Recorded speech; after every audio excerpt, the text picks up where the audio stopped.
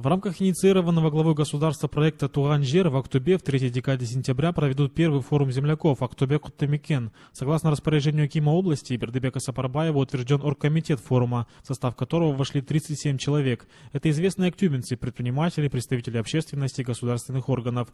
Оргкомитет проводит ежемесячные заседания. Отметим, что основной целью проведения трехдневного форума является вовлечение уроженцев Актюбинской области, проживающих за рубежом, в социально-экономическое развитие региона. Уже создан сайт под названием «Актобе жерлистеры», где опубликованы подробные анкеты уроженцев нашего региона.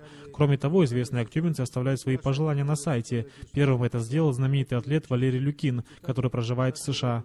Сегодня база данных на всех наших уроженцев, известных актюбинцев, составлена. Наши земляки проживают в 15 странах мира, начиная от Соединенных Штатов Америки, Объединенные Арабские Эмираты, Германия, Израиль. В адрес участников форума мы направили письменные и устные приглашения от имени Акима области. На сегодняшний день уже подтвердило свое участие в этом форуме 218 человек.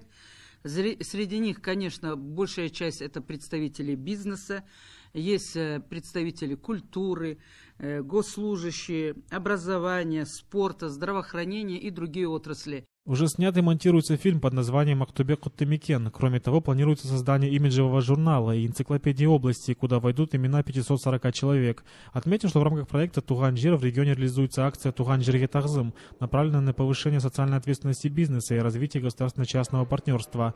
В рамках мероприятия уже реализовано 338 проектов на сумму свыше 1 миллиарда тенге. Всего в текущем году планируют реализовать 555 проектов. Хоккейный модуль, вы знаете, 240 миллионов тенге. Это областной историко-краеведческий музей, 635 миллионов. Это центр Жубановского района, 300 миллионов.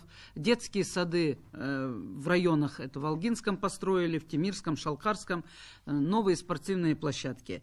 В Хабдинском районе 63 миллиона дали на благоустройство нового парка, значит, бизнесмены, которые проживали в Хабдинском районе, значит, вложили.